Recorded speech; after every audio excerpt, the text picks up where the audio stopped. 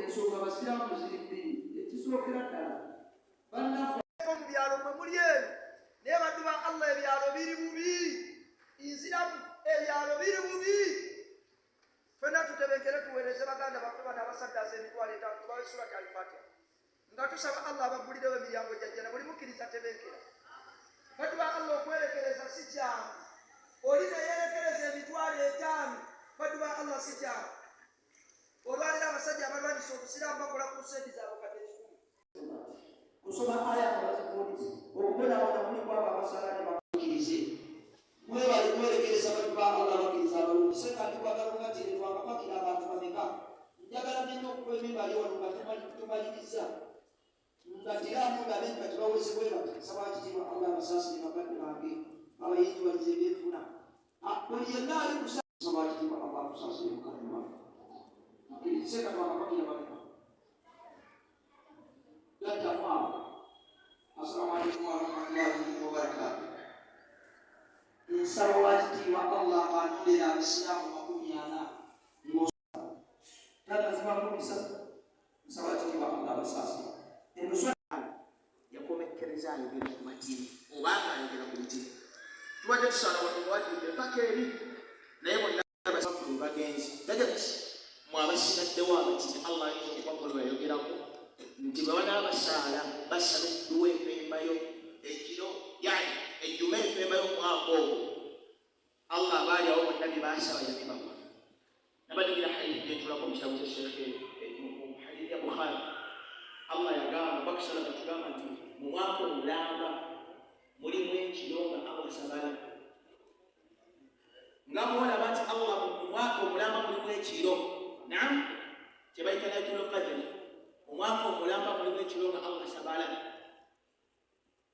nga baleyo bwegenda mu byokunywa mu byokunywa abo bonna abali awo abo bonna ababenyeddeku bale bakwata.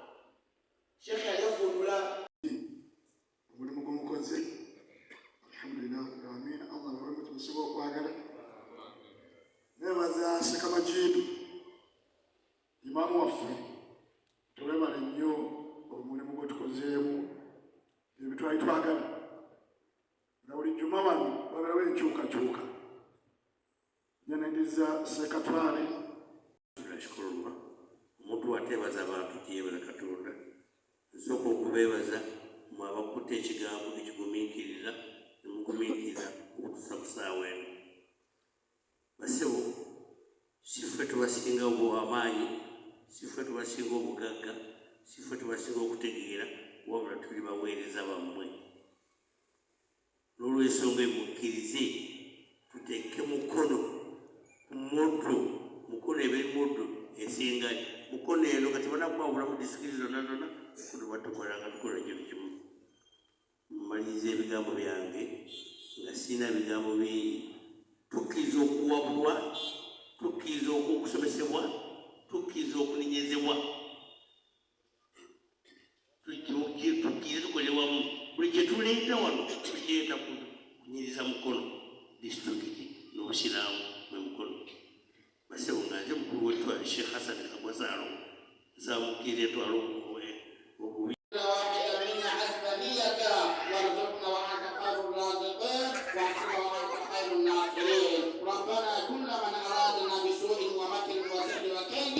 فرد مكره وكيده وسحره وفتنته في نصره ومكره في نفسه انك على كل شيء قدير. اللهم رد مكر الماكرين على الماكرين وفتنه المفدنين على المفدنين لحظ الحاسدين على الحاسدين انك ولي ذلك ولي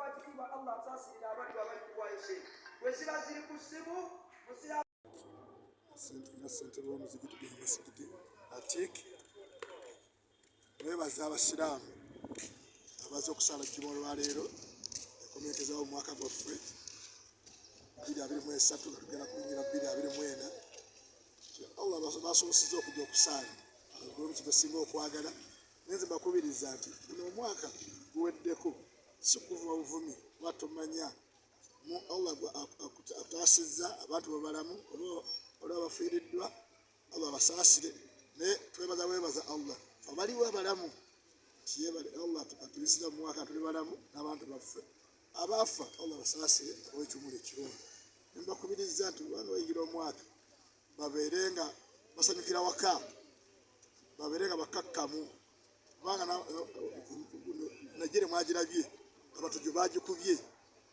gavumenti tukubiriza okubeera nga tusanyuka naye nga tuli bagezi tusanyukire waka tubeera tuli balamu tukole kubiriza abasiraamu tukole twagalane tusanyukagane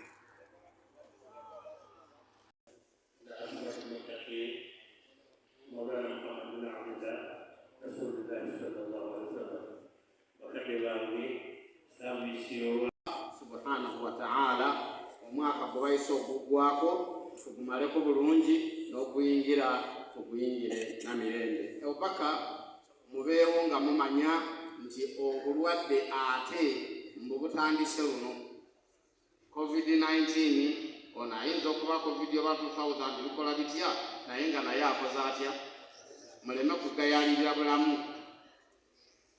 kugayalirira bulamu ekyokubiri kyekirwadde ekyamukenenya nakyo kitandise ate kitabuse kirya kati kirya n'ebigere buli gwali bulumanga bakola batya ndibuluma yakuza naye ate ebirala bifuuse birala naye mukendeze ku supiidi eyo insha Allah tusobole okutuuka mu maaso oba okugenda mu maaso n'ebigendererwa ekyokusatu era obuyonjo nabo tubunywerereko ekyokuna abaana baffe be tuzadde tuleme kuzaala buzaazi baana nga tetubaweerera tuweerere abaana basome eddiini tufube nnyo n'ababazadde okubalabirira tosoloze busoloza noga nti awo nazaalawo 3 nawali 4 naawe era nasuubira n'okuzaalayo abalala naye wetukubuuza nti bozadde abakulu bali mu bibiina ki awo oteekawo ebigambo ebirala bitakwatagana ekyo kimala sijja kwongerako wassalaamu ala almursalin الرحمن الرحيم مالك يوم الدين إياك نعبد وإياك نستعين اهدنا الصراط المستقيم صراط الذين أنعمت عليهم غير المغضوب عليهم ولا الضالين آمين بسم الله الرحمن الرحيم ألم نشرح لك صدرك ووضعنا عنك وزرك الذي أنقض ظهرك ورفعنا لك ذكرك فإن مع العسر يسرا إن مع وعمامنا وعماتنا ومشايخنا وقراباتنا إنك على كل شيء قدير اللهم اغفر لهم واعتق رقابهم من النار واجزيهم بالحسنة إحسانا وبالسيئات عفوا وغفرانا برحمتك يا أرحم الراحمين اللهم تقبل منا واسمع فيه نداءنا واستجب دعاءنا وعد كل واحد منا حسبه الله وعد كل واحد منا حسب نيته انك مالك رب غفور رحيم يا الله وكما جعلت اجتماعنا هذا اجتماع مباركا فاجعل تفرقت من بعد معيدا معصوما اللهم لا تجعل فينا ولا منا شقيا ولا محروما لا تجعل فينا ولا منا شقيا ولا محروما اللهم اشف كل مريض واشبع كل جائع واكس كل عريان واقض دينا عن كل مدين واصلح كل فاسد من امور المسلمين برحمتك يا ارحم الراحمين ربنا اتنا من لدنك رحمه وهيئ لنا من امرنا رشدا ربنا اتنا في الدنيا حسنه وفي الاخره حسنه وقنا عذاب النار اللهم صل صلاه كامله وسلم سلاما تاما على سيدنا محمد الذي تحب بها العقد وتنفرج بها الكرب وتقضى بها الحوائج وتنام بها الرغائب واغفر الفواتح لا يستسقى الغمام إبراهيم وعلى آله وأصحابه في كل محل منصب بعدد كل معلوم لك يا أرحم الراحمين. ربنا آتنا في الدنيا حسنة وفي الآخرة حسنة وقنا عذاب النار. وصلى الله على حبيبنا محمد وعلى آله وصحبه وسلم. سبحان ربك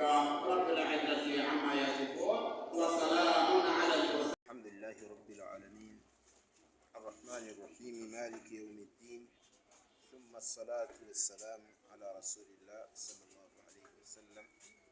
obubaka obw'omwaka okuva mu mukono muzirimu disitulikiti nga nze kennyini nze ngenda okubusoma disitulikiti kaadi wa mukono Abbas Zubair Ssenkuba Sonko.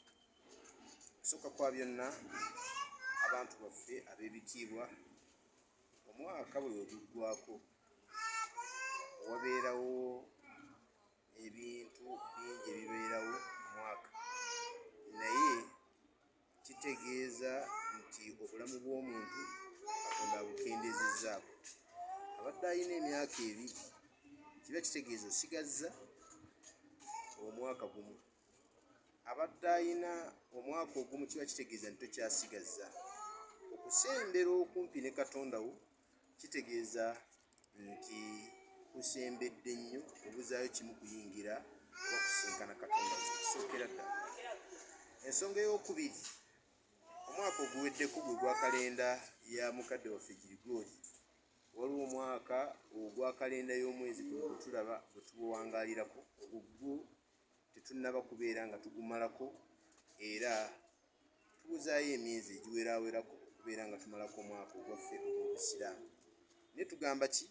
Nti mu mbeera yonna omwaka bwe guba guweddeko, muntu kweteekateeka nakwetunula mu byaba akoze ava emabega. Omwaka ogw'emabega ngukoleddemu ki? Era pulaani yange y'omwaka ogujja pulaani ki? Bino wammanga tubikuutira Abasiraamu. Ekisookera ddala tubakuutira okubeera nga bategeera nti omwaka buli ogujja omupya tulina okubeerako ne kyetulaga ewa Katonda waffe, olw'ensonga kyajja mu byawandiikibwa nti omukkiriza omutuufu buli omwaka ogumuyitako, wiiki bwemuyitako, omwezi, alina kubeera nga asembera eri Katonda we n'emirimu egy'enjawulo emituufu. Ekyokubiri, buli we yeeyongera okufuna ayongera okuwaayo, ate buli we yeeyongera ebitiibwa yeeyongera okwekkakkanya. Bwekityo bwe kyajja mu byawandiikibwa eby'abantu abaatusookawo.